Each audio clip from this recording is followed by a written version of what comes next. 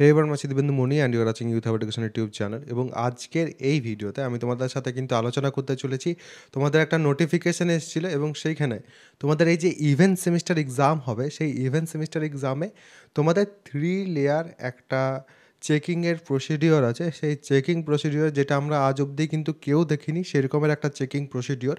সেই চেকিং প্রসিডিওরে কী কী থাকছে layer 1, layer 2, layer 3-তে, and আমি কিন্তু তোমাদের কাছেও তোমাদের যে মতামত সেটা জানতে চাইবো এবং তার সাথে আমার কী মনে হচ্ছে সেটা আমি অবশ্যই কিন্তু তোমাদের জানাবো।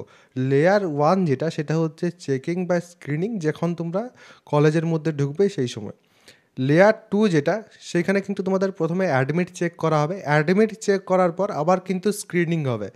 এই যে স্ক্রিনিং, সেখানে তোমরা যদি কেউ কোনোভাবে লুকিয়ে মোবাইল বা স্মার্ট ওয়াচ বা ইলেকট্রনিক কোনো গ্যাজেট, যেগুলো কিন্তু পারমিটেড নয়, বা কোনো কাগজ বা কোনো কিছু যদি তোমরা নিয়ে যাচ্ছ, তাহলে সেক্ষেত্রে কিন্তু সেটা এখানে ধরা হবে, যেরকম বলা হয়েছে। অ্যান্ড জামা কাপড়ের ভেতরেও যদি কেউ কোনো কিছু নিয়ে যায়, সেটাও কিন্তু এখানে ধরা হবে। এরকমভাবেই কিন্তু বলা হয়েছে, যেভাবে আমি বলছি তোমাদের।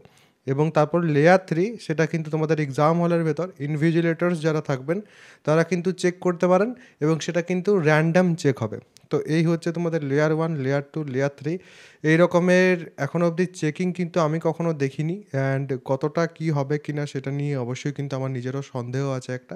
তো অবশ্যই তোমরা কিন্তু জানাতে পারো যে এই ব্যাপারে তোমাদের কি মতামত, অ্যান্ড তোমাদের কলেজে যে এতটা কি ফেসিলিটি আছে যে এই লেয়ার 1, লেয়ার 2, লেয়ার 3 করে চেকিং করা পসিবল হবে, সেটাও কিন্তু অবশ্যই জানাবে তোমরা। তাহলে সেক্ষেত্রে কিন্তু সুবিধা হয়।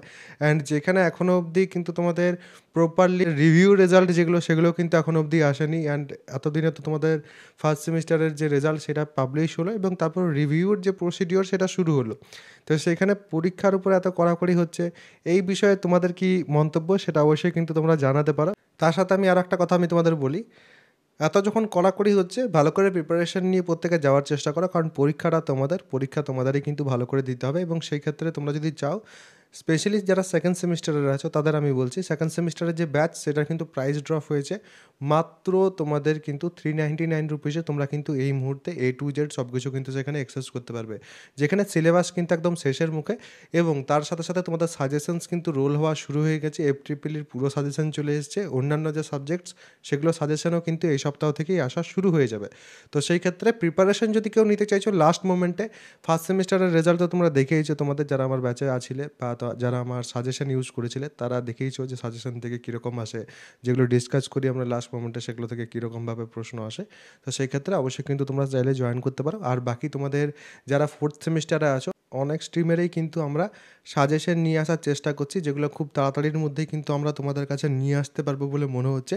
তো অবশ্যই সেজন্য কিন্তু চ্যানেলটা একটু ফলো করো, তাহলে সেক্ষেত্রে অবশ্যই কিন্তু তোমরা পেয়ে যাবে। আর কোনো রকম যদি কোনো প্রশ্ন থাকে বা মন্তব্য থাকে, অবশ্যই কিন্তু সেটা কমেন্ট সেকশনে আমাকে জানিয়ে যেতে পারো। অ্যাপের যে লিঙ্ক ডেসক্রিপশন, পিন কমেন্ট দু জায়গাতেই কিন্তু আছে।